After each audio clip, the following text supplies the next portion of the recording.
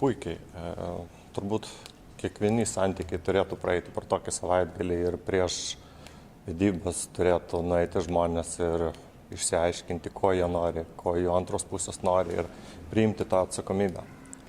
Aš pridursiu, kad apskritai šis savaitgalis turbūt vienas geriausių mūsų santykiuose, nes mes tikrai turėjom labai daug problemų juose.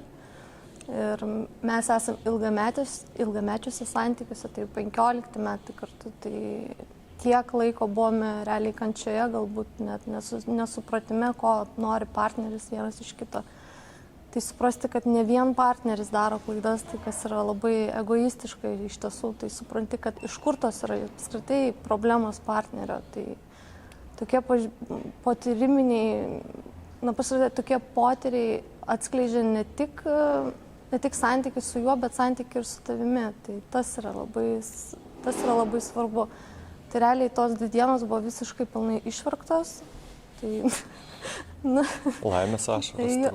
Dabar jau net norėčiau, turbūt neapsiverkčiau, nes viskas yra išverkta, bet aš antiek apsinulinau per tas 2 dienas, kad dabar visiškai tokia jaučiuosi absoliučiai rami ir žinau, ką turiu daryti santykiuose. Tai tas yra svarbiausia.